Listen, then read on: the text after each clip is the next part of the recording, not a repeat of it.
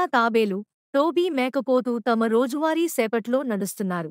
Toby ఆహ్లాదంగా టీనా, వచ్చు వచ్చు, పెద్ద రాయి దాకా పరుగెత్తుదాం, నేనే గెలుస్తాను.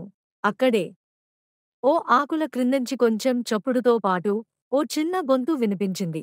చిర్పీ ఆందోళనగా ఓహో, నా పోయింది, నా బంగారు పోచకాయ పోయింది. చిర్పీ గిల్లి పూర్తిగా గబ్బరిపోయింది.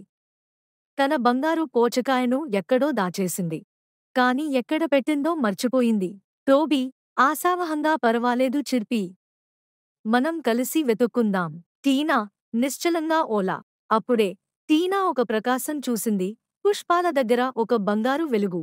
టీనా ఆనందంగా ఇక్కడ చూడండి. చిర్పీ ఉల్లాసంగా ఆహా! నా బంగారు పోచకాయ. నీకే ధన్యవాదాలు టీనా. చిర్పీ సంతోషంతో లేచింది. టోబీ, టీనా కూడా ఆనందంగా నవ్వారు.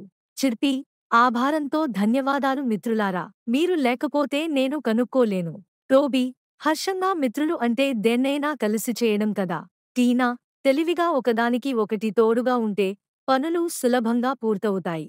ఆ రోజు ముగిసేసరికి ముగ్గురూ కలిసి నవ్వుతూ, మైత్రీపరంగా తీయని స్మృతులతో ఇంటికెళ్లారు. ఎందుకంటే ఒకటంటే ఒకడు అంటే జీవితం ఎంతో మధురం. 3 పాత్రలు సంతోషంగా బై పిల్లలు. మీ స్నేహితులకు ఎప్పుడూ తోడుగా ఉండండి.